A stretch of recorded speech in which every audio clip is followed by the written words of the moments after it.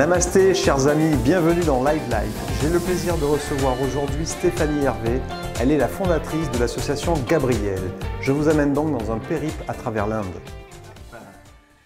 Bonjour Stéphanie Hervé. Bonjour à vous tous. Bonjour à toi Chris. Alors pour te présenter, tu es bordelaise d'origine et tu es aussi donc la fondatrice d'une association qui s'appelle Gabriel. On peut le voir sur ton t-shirt, tu vas nous en parler dans un petit instant. Tu as été début mars à l'origine d'un voyage spirituel, un voyage humanitaire où tu as encadré un petit groupe de personnes qui t'ont suivi juste avant que tombe l'épidémie du Covid-19. Alors raconte-nous un petit peu cet épisode-là. Votre départ de Bordeaux jusqu'à l'arrivée en Inde. Ouais. Alors le groupe déjà s'est retrouvé un peu coincé ici puisque le vol a été annulé, leur vol a été annulé. Donc ils sont restés une journée et demie de plus et puis dans la famille dans laquelle on était, ils ont trouvé des solutions pour qu'ils puissent partir. Donc j'ai été soulagée qu'ils puissent rentrer dans leur famille. Mais moi je me suis retrouvée coincée. J'ai été bloquée. Voilà, je me suis retrouvée coincée ici. Alors, pour la petite histoire, le but de ce voyage, c'était de les amener où exactement, ce groupe de personnes? En fait, on remontait tout le Kerala. Donc, on commençait par l'ashram de Hama, où on a passé 4 jours pour faire de la méditation, pour être vraiment se connecter à soi-même. Et puis après, on remontait à l'épée, Marari, jusqu'à Kochi, et on visitait des orphelinats, des écoles.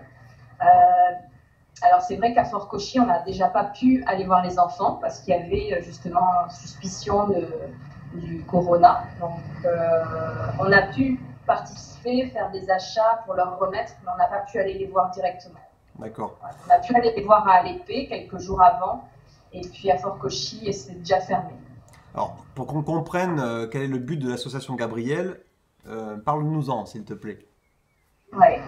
Alors l'association Gabriel vient en aide, en soutien aux enfants en difficulté en Inde et au Vietnam.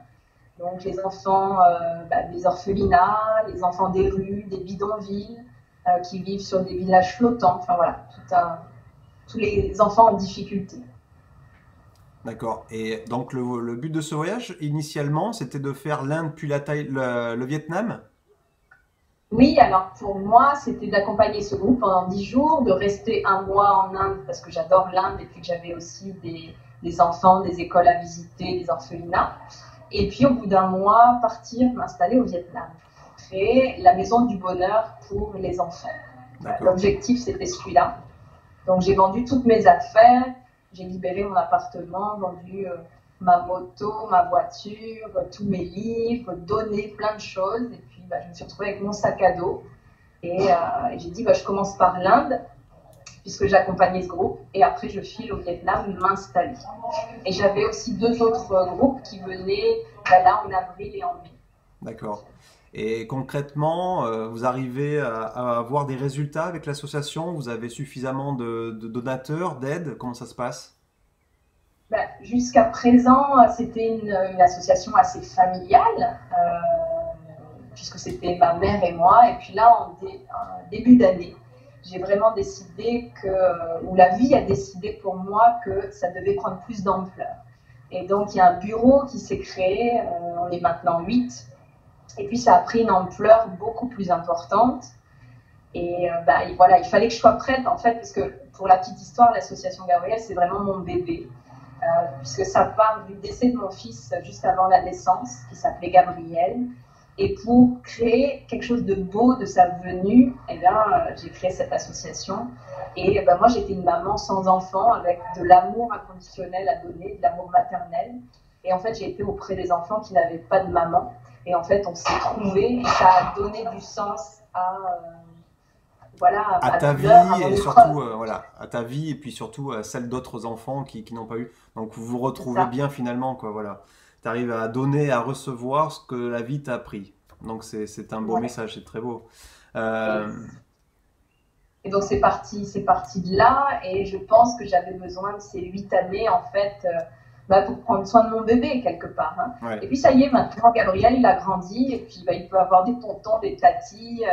Et donc je fais confiance à mon équipe, il y a aussi toute une équipe de bénévoles qui s'appelle les Merveilleuses et les Papas d'ailleurs. Et ensemble, on contribue. Et donc, ça a pris vraiment une ampleur plus importante. Ouais. Et aujourd'hui, la vie m'invite à participer à plus grande échelle. Voilà, que ce que j'ai fait depuis 2012. D'accord. Alors, tu es quand même confiné en Inde? Comment ça se passe avec le virus? Oui, ouais.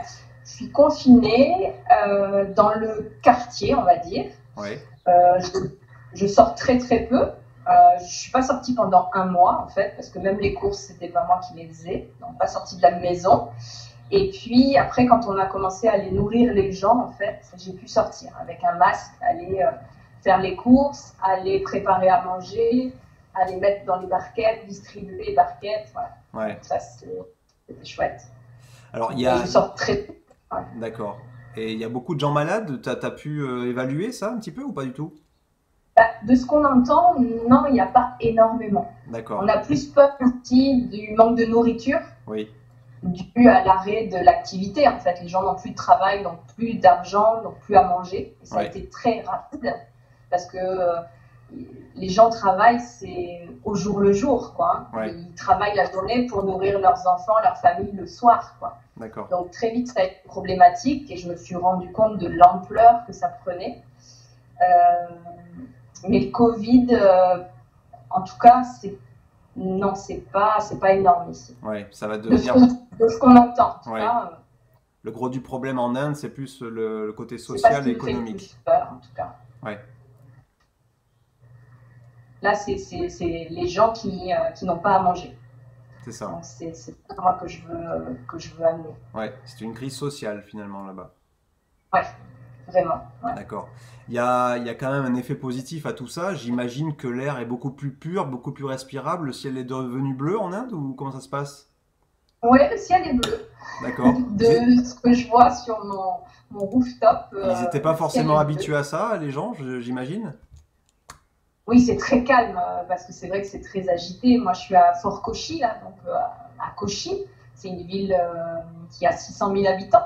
Et puis même si on prend, on va dire, les agglomérations autour, c'est 1 million d'habitants. Donc Ouais, c'est gros, c'est la plus grosse ville du Kerala. c'est énorme. Et c'est calme. Donc on n'a jamais vu ça. En Inde, il y a tout le temps du bruit, du C'est ça. mouvement. Ouais. Et là, c'est calme. Bon, ben ça a au moins cet avantage-là. Mais ça ne réglera pas tout, mais au Mais moins la nature en ouais. bénéficie. Bon. Dis-moi, comment on peut te retrouver sur les réseaux sociaux ou ailleurs par rapport à l'association Gabriel? Et ben écoute, sur Facebook, sur Instagram, c'est Stéphanie Hervé. Et Oui, puis, il y a aussi l'association Gabriel. Voilà, il y a voilà. les deux. Il y a une page Facebook dédiée à l'association Gabriel ou un site internet Ouais, peut-être? oui. Et le site internet, c'est stéphaniehervé.com, tout simplement. Voilà. Et Instagram, il y a la page Stéphanie Hervé, il y a la page Association Gabriel. D'accord. Et je partage vraiment tous les jours des photos de ce qu'on fait, parce que c'est grâce aux dons, en fait, Oui, qu'on peut bien vraiment sûr. nourrir. Là, on est à 1000 personnes nourries par jour, donc c'est énorme. Et le moindre euro compte, Oui. puisqu'avec 1 euro, on peut nourrir une personne pendant une semaine. Donc Ah ouais, c'est c'est énorme. énorme, c'est énorme, ouais. D'accord. Voilà. Donc je Mais du pense coup, on que... a quand même besoin de 1000 euros par semaine. D'accord. Bon, Et ben ça ne fait que grossir, en fait. On a des demandes tous les jours, tous les jours, tous les jours. Et voilà. Donc là, on prépare des paniers maintenant. Avant, on faisait à manger, en fait, pour 500 personnes. On continue de faire à manger tous les jours pour 500 personnes, avec une équipe de bénévoles ici sur place. Mais pour les familles, en fait, on prépare des paniers maintenant avec du riz, des lentilles, des épices, du sucre, de l'huile, enfin, tout ce dont ils ont besoin pour cuisiner chez eux. d'accord. Voilà. J'ai rajouté aussi des produits d'hygiène, du savon, de la lessive, du dentifrice, voilà, qu'ils aient la base en fait pour une semaine à peu près pour une famille. Donc D'accord. ça fait des sacrés paniers. Et j'ai eu la chance, voilà, aujourd'hui on a commencé à distribuer ces paniers, c'est juste merveilleux, les étoiles dans les yeux, les sourires, on transforme leur vie, quoi. Ouais. Donc Donc, voilà, je pense que les gens qui nous auront regardés vont comprendre qu'avec 1 euro, on fait énormément. Et aussi réaliser que nous, occidentaux, on a une chance inouïe, même pendant cette crise. On a un toit, on est toujours bien habillé, on a de quoi manger, se laver. C'est pas le cas de tous les habitants de la planète. Donc merci pour ton travail. Merci Merci. pour cette belle histoire qui est la tienne. Et puis, bah, écoute, allez visiter l'association Gabriel. Merci Stéphanie. Merci infiniment. Merci.